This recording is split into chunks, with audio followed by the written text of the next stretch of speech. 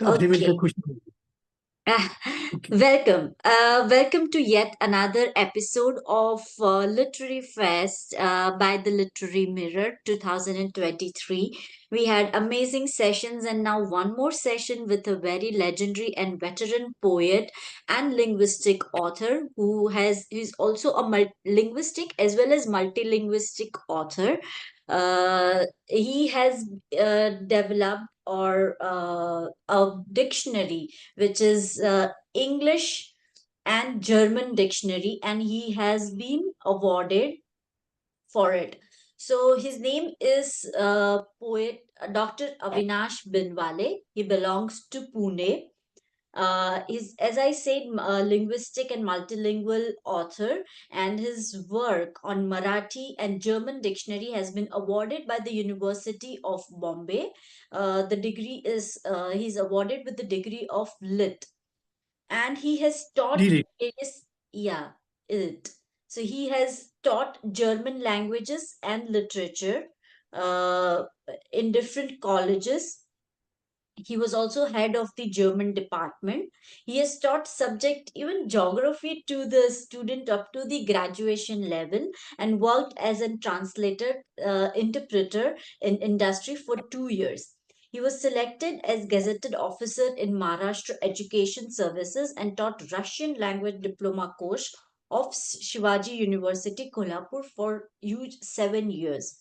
He has taught, of course, Marathi as he belongs to Pune in a course run by Bombay University, and uh, he works to teach Hindi to foreign students, especially German and French students. He has written many books in Marathi, in which has been translated also in different languages, and yeah. Yeah, so this is he. We are very fortunate to have him. He has also authored a novel, and we are very fortunate to have him today with us. And he will be talking a lot about language, its development, various phases, or various how the language evolved, and about his books a little bit. So, first of all, welcome, sir, to this literary fest, and it's my honor नमस्ते। to have a conversation with you. मेरे लिए भी बड़ी खुशी की बात है। Yeah. I'm okay sir, हमारे पास ऑलमोस्ट 30 मिनट्स होंगे। ये जूम लिंक का उतना ही टाइम लेंथ रहता है ना? Okay. Okay sir, first of all ये लैंग्वेज का या के प्रति आपका लव, आपका डेडिकेशन और so much of work on language specially in German, या वो कैसे स्टार्ट हुआ इसकी सर? बात ऐसी हुई कि मेरे पिताजी कई साल फ्रांस में थे। मेरे पिताजी अच्छा, और मेरी अच्छा, बुआ जी, बड़े बुआ जी भी कई साल, लगभग 20 साल पेरिस में थी। ओके, तो इसलिए वो जब वापस आ गए तो हम्म, हमेशा दोनों, मेरे पिताजी और मेरी बुआ जी, फ्रेंच में बोला करते थे। और अच्छा, मेरी समझ में नहीं आता था कुछ, क्योंकि मैं तो उनके साथ फ्रांस में नहीं था, तब मेरा हाँ, पैदा भी नहीं हुआ था। हम्म, तो मुझे एक क्यूरियोसिटी रहती थी कि क्या बोल रहे हैं। हम्म, जिज्ञासा थी, इसलिए मैंने पहले सीखा फ्रेंच अच्छा, और बाद में इसी से चलता हूँ। मेरे 4 हाँ, बुआ जी थे। एक जी अच्छा, फ्रांस में थे, हम्म, दूसरे बुआ जी मेरे बड़ौदा में थे, जो अच्छे गुजराती बोल सकते थे। हम्म, तीसरे नागपुर में थे, वो संघ से ये और विवेकानंद केंद्र से जुड़े थे, हम्म, इसलिए वो अच्छी बंगाली बोल सकते। अच्छा, और चौथे थे जबलपुर में, जो हिंदी हम्म, बोलते थे। तो ये सारी हम्म, भाषा मुझे अपने घर पे मिली थी।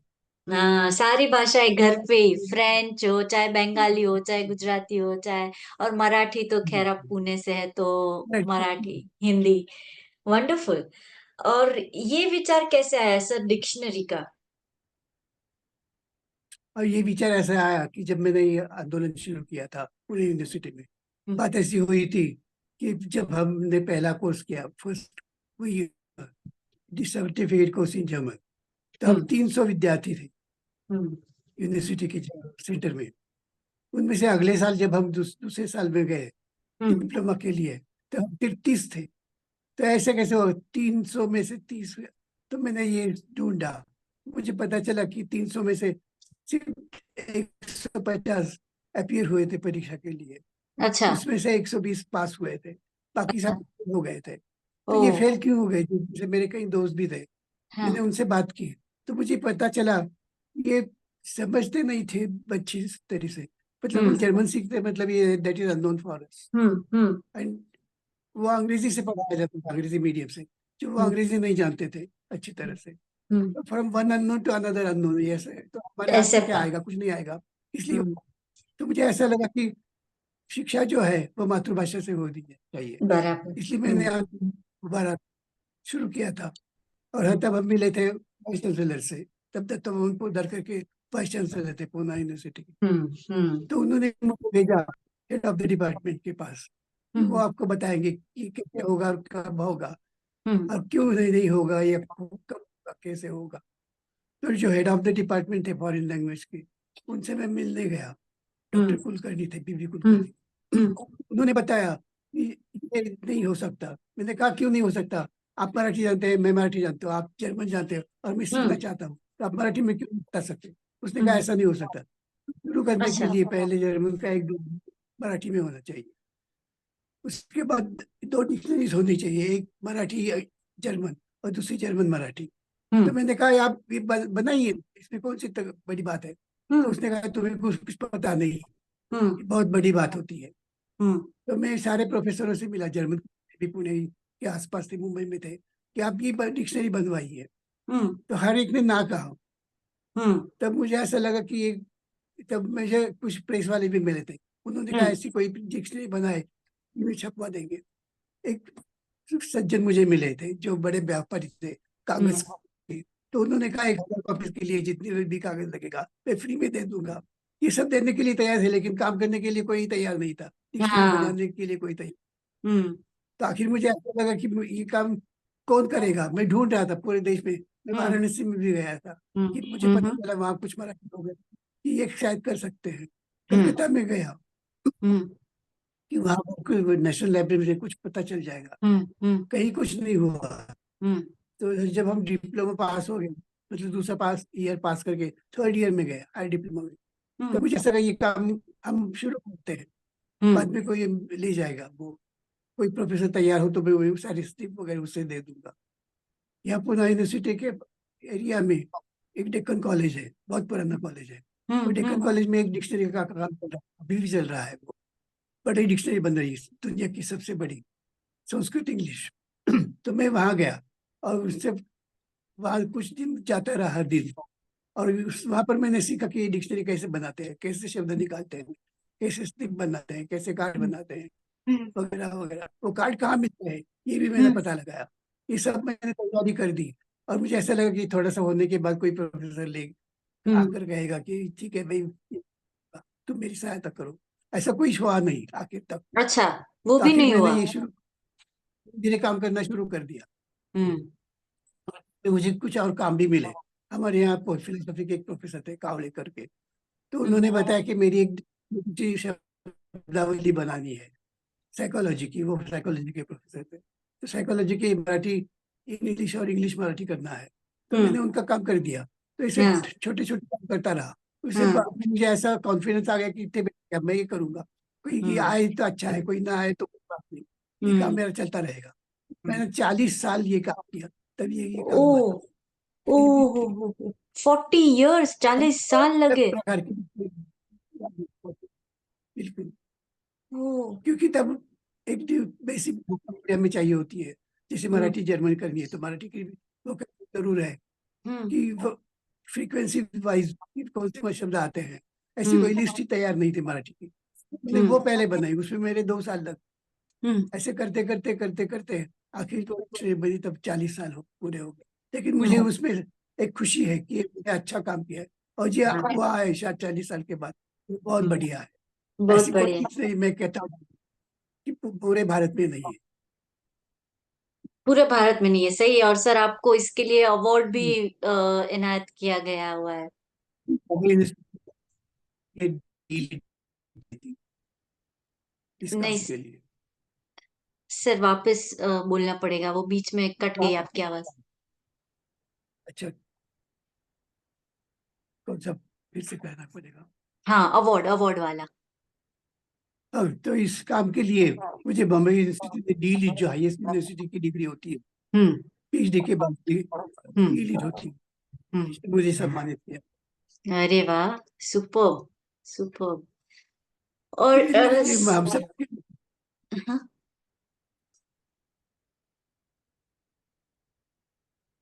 ये बहुत एक बड़ा काम हो गया है मुझसे। या बहुत बड़ा, और काफी लोगों को, बच्चे जो बिजनेस में है, जी जो जी जी। जॉब के अब लिए, ये सबको बहुत यूजफुल है।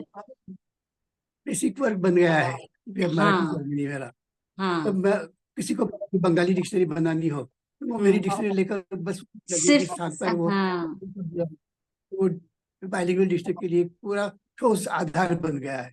एग्जैक्टली, बेस वर्क पूरा। और इसके आधार पर दो डिक्शनरी बन का काम चल रहा है। अच्छा, ओके, कौन सी जी, लैंग्वेज में? एक बंगाली में हो रहा है, एक गुजराती में हो रहा अरे है, और वाह, एक सिंधी में हो अच्छा, सुपर। रहा है। डिक्शनरी, बाइलिंगुअल डिक्शनरी के लिए एक ठोस आधार बन चुका है। परफेक्ट, ठोस आधार बन चुका है। करना चाहे तो मैं उसे सॉफ्ट कॉपी दे दूंगा, उसे वो मराठी टाइप करने की भी जरूरत नहीं। हम्म। बस जर्मन हटा लो वहां से, वहां पर डालो दूसरा। और सर, ये आपने आपकी काम ऐसे लिखी, होने चाहिए जी। क्या बोल रहे हो? जी या, जी, आप ये किसी पुस्तक के बारे में पूछ रही थी, शायद उपन्यास के बारे में।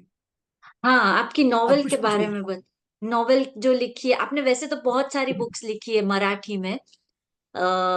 ईरानी है, जी फिर जम्मू कश्मीर वाली है, काफी सारी बुक्स आपने लिखी है। जी उसके बारे में थोड़ा बताइए, नॉवेल के बारे। जी। जी, मेरी अब तक 75 किताबें प्रकाशित हो चुकी है। हाँ, 75, वंडरफुल। हाँ जी। और ट्रांसलेट भी हुई होगी डिफरेंट लैंग्वेजेस में। जी, तो उसमें ये, से दो उपन्यासों में हम्म, बारे में बताना चाहूंगा। हाँ जो है बताइए। वो है बोमदिला। ये बोमदिला एक तरह अरुणाचल प्रदेश में, हाँ उस पर 1962 का जो युद्ध हुआ था भारत चीन का, उसमें हाँ, हमारी डिसाइसिव थी वहां पर बोमदिला दर्रे के पास। हम्म तो उस युद्ध पर, युद्ध की सिर्फ पृष्ठभूमि नहीं है, इसमें असली युद्ध है, हम्म बिल्कुल सच्चे अच्छे युद्ध पर ये लिखा गया उपन्यास है हम्म दिला। हम्म, ओके, युद्ध और पे पूरा। लगभग आप कह सकते हैं, मेरा ऑटोबायोग्राफिकल नॉवेल है।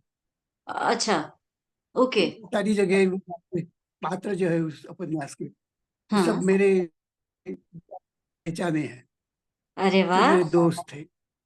अच्छा। और और उसे उसमें से तो उसमें कुछ ऐसा कुछ लिखा जो आपके दोस्त को, दोस्तों के बारे में, जो कि सिर्फ आप लोगों को ही पता, कुछ ऐसा इंसिडेंट्स, जी जी जी। काफी तो ये कुछ। मेरा पहला उपन्यास था। अच्छा, उस पर उसके बाद उसका अनुवाद हुआ कई भाषाओं में। और इस हाँ अनुवाद की खासियत मैं बता सकता हूँ कि ये अनुवाद जो है वो हाँ, किसी सरकारी या किसी संस्थान ने करवाया नहीं है। जैसे मेरे एक पाठक थे, जिसने जिसने ये मराठी उपन्यास पढ़ा, वो एक रश्मि करके हैं, हम्म धारवाड़ की। हम्म तो उन्हें वो दिखाई दिया उपन्यास मेरा, उन्होंने हम्म पढ़ा, उनको हम्म अच्छा लगा, तो हम्म उन्होंने लेकर उसका कन्नड़ में अनुवाद किया। इस तरह हम्म हर भाषा में जो अनुवाद हुआ है, हम्म किसी पाठक के द्वारा हुआ है, अपनी हम्म, इच्छा से वो अनुवाद। उस पर अच्छा, किसी ने कुछ दिए नहीं है, इसके पीछे कोई संस्था नहीं है, वाह, और कोई सरकारी ऑर्गेनाइजेशन नहीं है। Super super. और हम तो चाहेंगे कि आप और और दूसरा भी उपन्यास लिखते जो रहे। है मेरा, हम्म या जी, लिखूंगा, लिखने की इच्छा तो है। हाँ, और बोलिए एक सर, दूसरे उपन्यास मेरा के बारे में। हम्म एक हिंदी साहित्य अकादमी का पुरस्कार मिला है, आ 2014 का, वाह वाह, 2014 का। 2014 को, वो है सुपर। तिब्बत भारत सीमा एरिया पर है। वो सीमा क्षेत्र जो है भारत तिब्बत का, हाँ उस एरिया में क्या क्या होता है, हाँ, लोग रहते हैं, इस हम्म तरह वहाँ पर इंटेलिजेंस के लोग रहते हैं, वो क्या कार्य करते हैं, वो क्या नहीं करते, डबल एजेंट कौन होते हैं, कैसे होते हैं, उनकी हाँ पहचान क्या है, ये सारे भी अनुभव है।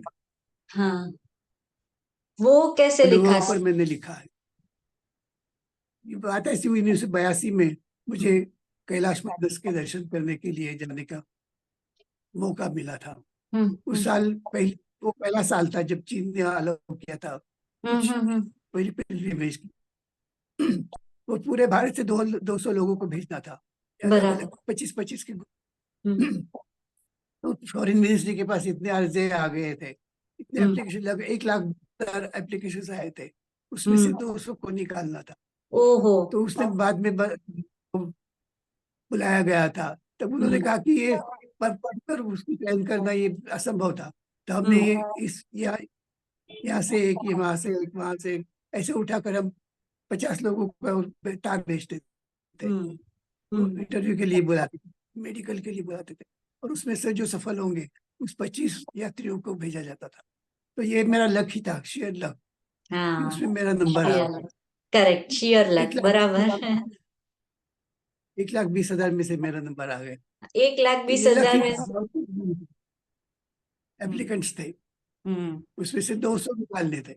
हाँ, उसमें से आपका तो सही नंबर आ तो, तो शायद, तो स्टैटिस्टिकली देखा जाए तो चांस बिल्कुल नहीं था, गया। फिर भी मिल गया। बराबर है। हम्म, और जानने का मौका मिला तो मैंने जो देखा वहां पर, वो तो लिखा। बाद में आने के बाद मुझे ऐसा लगा कि ये सब लिखना चाहिए, लेकिन मैंने हम्म, लिखा नहीं। हम्म, लगभग 1 साल उसमें चला गया। हम्म, 1983 में जो बैच थी हमारी, हम्म, 82 में शुरू हो गया, हम्म, हमारी पहली बैच थी। उसके हम्म, बाद 83 में भी हो, 83 हम्म, में पहले ही 2 महीने में 3 यात्री जो मर गए। हम्म, बिल्कुल बिल्कुल एक दर्रा जो है वो बिल्कुल बॉर्डर पर है, भारत तिब्बत बॉर्डर। हम्म, उस दर्रे में निकले में पहले 2 यात्रियों की मौत हो गई, उसके बाद फिर एक यात्री की मौत हो गई। और ये समाचार जो है ये आकाशवाणी ने नहीं दिया था, ये लेकिन अच्छा, बीबीसी ने दिया था। तब अच्छा, बीबीसी की हिंदी सर्विस बहुत, हर हम्म, शाम को समाचार आते थे, तो रात हम्म, 11 बजे वाला समाचार मैं हर दिन सुनता था। तो उस दिन मुझे और एक यात्री मर गया है। हम्म, तो मुझे ऐसा लगा ये क्यों मर गया, क्या हुआ, ऐसी क्या बात है। और 1 साल पहले मैं वहां पर गया था, तो ये सब मुझे याद था। हम्म, हम्म, तो मैंने उस रात देखना शुरू कर दिया। हम्म, 11 बजे अच्छा, वाला, पौने 11 बजे वाला, 11 बजे वाला आकाशवाणी भी सुना, उसमें कोई न्यूज नहीं थी। तो हम्म, मुझे ऐसा लगा कि और मैंने हम्म, उस दिन लिखना शुरू कर दिया। और फिर और ऐसे वो हुई बहुत ये किताब। जी, हम्म, सो बेसिकली दीपक जो सारी, था मेरा सारी किताबें आपकी वही पहला। जो आपने एक्सपीरियंस किया है, या तो जो आपने, व्हाट यू थिंक। मुझे हमेशा लगता है कि हम हाँ, जो लिखे वो हमारा अनुभव होना चाहिए, हम्म, हो सके तो डायरेक्ट, सबसे कम इनडायरेक्ट। मेरी हम्म। सारी जो किताबें हैं ये डायरेक्ट अनुभव पर आधारित है। तो आजकल के यंग राइटर्स है, वो भी यही सोचते हैं कि दिल से लिखो। खुद के एक्सपीरियंसेस जी, जनरली बहुत कम लोग लिखते हैं, उनको उसके बारे में आप क्या कहना चाहेंगे? दिल तो होना चाहिए, दिल तो होना जरूरी है। हम्म, दिल चाहिए, बुद्धि भी, प्रतिभा भी चाहिए। लेकिन दोनों। पहली बात जो है आपको खुद उसके जो बारे में जानना चाहिए। अपना हम्म, एक्सपीरियंस जो है वो बहुत जरूरी है। हम्म। ओके, और ये सर अपने लैंग्वेज तो की बात करें। हाँ, बोलिए बोलिए। एक मिनट, हाँ, जो आप नहीं जानते उसके बारे में आप लिखोगे तो आप फंसोगे। हाँ, जैसे कई बराबर। मैं ये लिखता था पहले हम्म, किताबों का परीक्षण, हम्म, अब मैंने वो बंद कर दिया है, हम्म, क्योंकि हर वक्त मैं उनकी गलतियां दिखाता था, और हम्म, मुझसे कई लोगों ने कहा ये मत करो। हम्म, जैसे हम्म, इसने कहा कि हमारा हवाई जहाज वो हम्म, शिमला में उतर गया। हम्म, शिमला की कंडीशन है जियोग्राफिकल कि वहाँ कोई हवाई जहाज उतर ही नहीं सकता, हम्म, वहाँ रनवे ही नहीं हो सकता। हम्म, तो वहाँ आप हवाई जहाज से गए कैसे, हम्म, कहा की शुरुआत ही वहीं से है। और हम्म। हमारा हवाई जहाज शिमले के अड्डे पर उतरा, शिमले के हवाई अड्डे पर उतरा, हवाई अड्डा है नहीं, वह हो ही नहीं सकता। तो जैसे कैसे आप लिखा? गए, हमारी वेसल जी थी जो थी, हम्म, वो वेसल जयपुर से चली, अरे जयपुर में कोई नदी भी नहीं है बड़ी, हम्म, तो हम्म, पटना से गई और हम यूरोप गए, समझ सकता हूँ मैं। वो ये हो सकता है, Patna can be river port but not Jaipur और अजमेर। Correct, correct, correct. तो आप करोगे इसका मतलब आप कुछ नहीं जानते। हाँ, इसका इसलिए मतलब कहते हैं कि बहुत जरूरी है। हमारी बराबर। कल्चर जो है वो इससे इतनी जुड़ी रहती है। हम्म, इसलिए ज्योग्राफी जो सब्जेक्ट था, मेरा प्यारा सब्जेक्ट जो मैंने पढ़ा था भी था। हम्म, हम्म। बराबर है। आप चाहे जो भी भाषा में लिखते हो या जो भी सेटअप अपने बुक में बनाओ, फिक्शन हो तो भी, स्टोरी में, बट थोड़ा तो वो रियलिस्टिक फिक्शन, यदि एकदम झूठ ये तो रियलिटी जो है करेक्ट, बिल्कुल करेक्ट। नहीं, कोई इतना सा भी झूठ नहीं चलेगा। सच्ची हाँ, होना चाहिए, बैकग्राउंड जो होती है, ज्योग्राफिकल होती है, हिस्टोरिकल होती है। Correct, correct, correct. हम्म।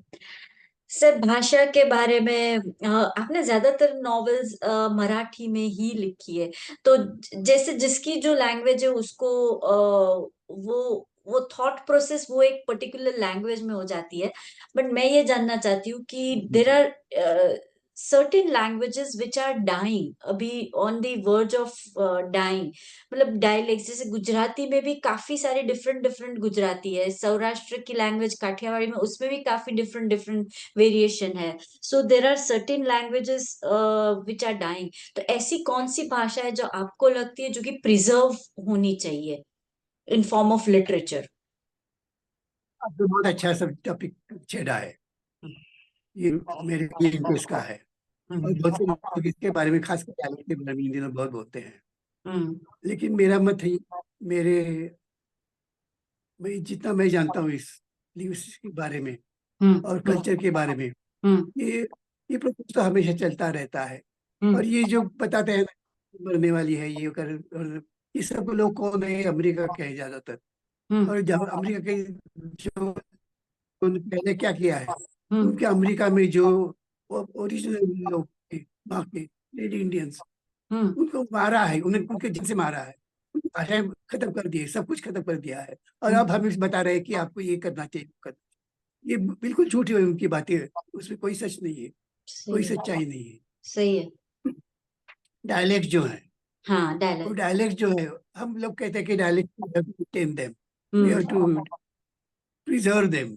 हम्म, ऐसा नहीं होता। अगर मेरी कोई डायलेक्ट है, अगर मैं प्रयोग करता हूँ मेरी जीवन में, मेरे हम्म, घर में, हम्म, मेरे बच्चों के साथ, मेरे हम्म, रिलेटिव के साथ, मेरे दोस्तों के साथ, हम्म, वो नहीं मरेगी। अगर आप बराबर। बंद कर दिए तो शायद वो मर जाए।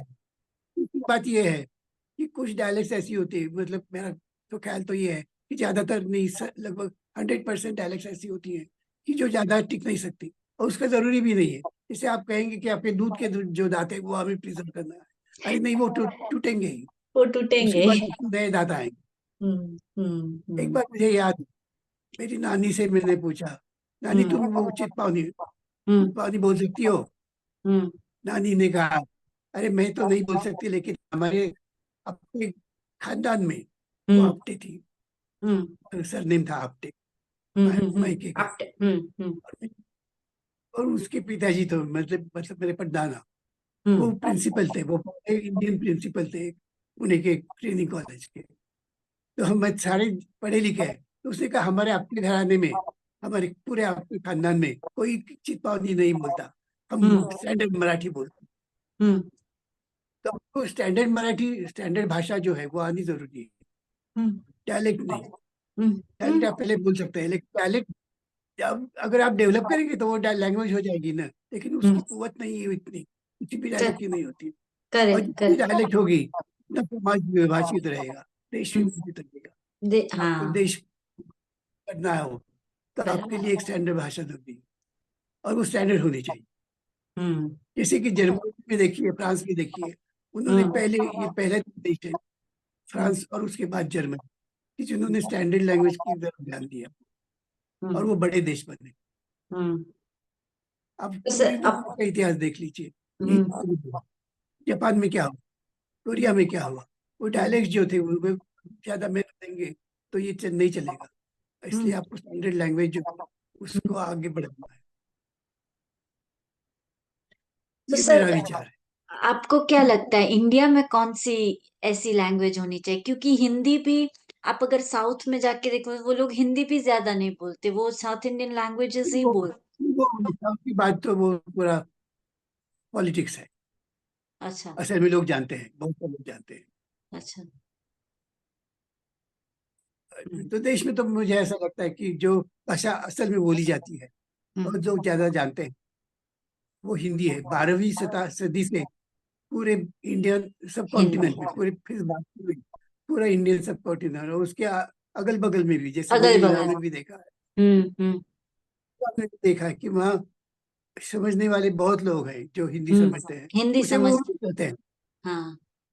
वो उर्दू कहते हैं, लेकिन उर्दू और हिंदी एक ही है। अगर ऑलमोस्ट, ऐसी हाँ। लिपि में लिखे तो उर्दू, ऐसी लिखे तो हिंदी। हिंदी। बेसिकली हम्म। एक ही भाषा है। ऐसे कई दुनिया में हुआ, जैसे हिंदी को कोई लोग उर्दू कहेंगे, कोई हिंदुस्तानी कहेंगे, तो वो कहते हैं ना, जैसे मैं आपका आपकी प्रतीक्षा कर रहा हूँ, ये हिंदी है। मैं आपकी राह देख रहा हूँ, ये हिंदुस्तानी है। मैं आपकी आपका इंतजार कर रहा हूँ, ये उर्दू है। उर्दू है। तो मैं कहूँगा, मैं कहूँ कि मैं आपके लिए वेट कर रहा हूँ, तो ये कौन सी भाषा है? ये इंग्लिश है। लेकिन इसका स्ट्रक्चर जो है, मेन स्ट्रक्चर, हम्म। मैं कर रहा हूँ, ये जब वो तक नहीं सेम है। बदलेगा तब तक ये हाँ। भाषा हिंदी ही है। एक ही बराबर। भाषा है। ऐसे वंडरफुल। अच्छा, परफ्यूम के बारे में इंग्लिश में जिसे परफ्यूम कहते हैं, उसे हम्म। ईरान में फारसी कहते हैं। हम्म। इसे अफगानिस्तान में दरी कहते हैं हम्म। और इसे ताजिकिस्तान में ताजिकी कहते हैं, लेकिन भाषा अच्छा। एक ही है। हाँ। ये चार नाम है लेकिन भाषा एक ही है। भाषा एक ही है, हाँ। एक है। सही बोला। उससे डायलेक्ट या कुछ वर्ड से कुछ इतना फर्क नहीं पड़ जाता, भाषा समझने में या भाषा नहीं को नहीं। तो लिखने में। पूरे भारत में भारत से हम्म। हम्म। पूरे भारत में, पूरे इंडियन सब कॉन्टिनेंट में और उसके अगल बगल भी 12वीं सदी से हिंदी लैंग्वेज है। हम्म। हम्म। कोई मान्य मान्य ये है। 12वीं तो सदी से। भारत, जी जी। और कई इलाके ऐसे हैं जैसे कि महाराष्ट्र है, वहां पर हिंदी तो पुराने जमाने से चलती आ रही है। ये कोई नई हम्म। बात नहीं है हमारे हाँ। लिए। हम्म। उड़ीसा है, वहां पर भी हिंदी चलती है। मतलब ये नॉन हिंदी स्पीकिंग एरिया है, वास्तविक में नहीं है। गुजरात में तो चलती है हिंदी हाँ। प्रगति के साथ साथ। हाँ। तो लगभग ऐसे सारे एरियाज हैं कि जहाँ हम्म। चलती है। और हम्म। तमिलनाडु में भी हम्म। तीर्थ क्षेत्र है, वहां हम्म। पर हिंदी चलती है। हम्म।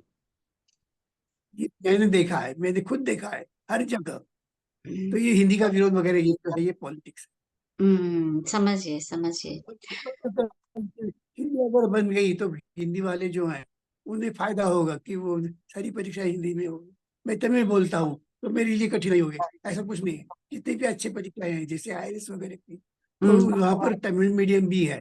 तो फिर हम्म। नुकसान क्या है? कुछ नहीं। मैं तमिल कुछ। मीडियम ले सकता हूँ, आप हिंदी मीडियम। हम्म। हम्म। तो बराबर। किसी पर अन्याय नहीं है इसमें। और हम्म। हिंदी बोलने में देश बड़ा हो जाएगा ना। बराबर। ऐसे कौन से देश है कि के यहाँ 10 नेशनल लैंग्वेजेस हैं और वो उनकी तरक्की हुई है? कोई नहीं है। ऐसा कोई हो ही नहीं। नहीं सकता। ऐसा हो ही नहीं सकता। आप 5 लोग डिविजन अलग हो अलग जाता है। लड़ेंगे तो आपका तो एक ही ये जरूरी है। जैसे हम्म। पांडवों ने कहा, "अच्छा, ये सब हम एक हैं", तभी आप हम्म। किसी से लड़ाई कर सकते हैं ना। हम्म। सर भी आप बात हमारी छेड़ी। हम्म। इस मरने का कोई दम नहीं होना चाहिए। वो हम्म। डायलेक्ट जो दूध के दांत है वो टूटेंगे ही, वैसे हम्म। डायलेक्ट जो है वो मरेंगे। 10 मिनट। मतलब वो खत्म होगा, हम्म। यूज कम होगा और स्टैंडर्ड लैंग्वेज जो है वही बनी रहेगी। उसी को बराबर। बढ़ावा देना चाहिए, उसी का हम्म। यूज करना चाहिए।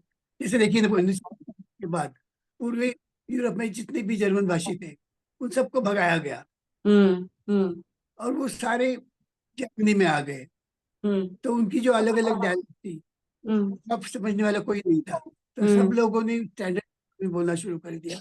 इससे हम्म। जर्मनी की ताकत बढ़ी, वो हम्म। कम नहीं हुई। हम्म। डायलेक्ट को संभाले या अपने देश को संभाले, हम्म।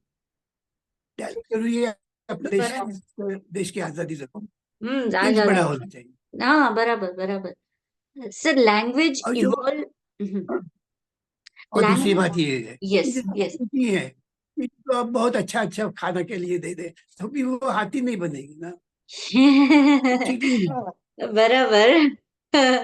परफेक्ट तो एग्जाम्पल। लगभग पूर्वी हमारी पूर्वी सीमा से लेकर, मतलब अरुणाचल प्रदेश से लेकर हम्म यहाँ पश्चिम में बलूचिस्तान तक हिंदी चलती है। तो हम्म ये बड़ी भाषा है, ये किसी कोने की में बोली जाने वाली बड़ा बड़ी भाषा हो सकती है। उसे हम हम्म, राष्ट्रभाषा बनाएंगे तो भी नहीं हो सकती। नहीं हो सकता। बराबर। सर, लैंग्वेज इवॉल्वमेंट के बारे में कुछ बताइए। जैसे कुछ शब्द होते हैं, कुछ सेंटेंसेस होते हैं, वो पहले कुछ और मीन करते थे, और जैसे जैसे लैंग्वेज इवॉल्व हुआ, कोई भी लैंग्वेज, आप मराठी ले लो, आप हिंदी ले लो, कोई भी लैंग्वेज, उसके बाद लैंग्वेज इवॉल्वमेंट का क्या असर होता है राइटिंग पे, उसके बारे में कुछ बताइए। जी, अच्छा, लैंग्वेज इवॉल्वमेंट जो है वो हम्म बहुत पुराने जमाने हम जानते थे, हम्म जानते हैं अच्छी तरह से जानते हम्म हैं कि हमारे पूर्वज जो थे होमो सेपियन, हम्म ऐसा नहीं कि हम पहले यहाँ पृथ्वी पर रहने लगे हैं। हमारे पहले भी कुछ मानव सदृश प्राणी थे, लोग थे, लेकिन उनकी ज्यादा प्रगति नहीं हो पाई। और हम्म हमारे बिल्कुल पहले होते हैं, हम्म हमारे जिनके बाद हम आए हैं होमो सेपियंस, वो थे हम्म निएंडरटाल।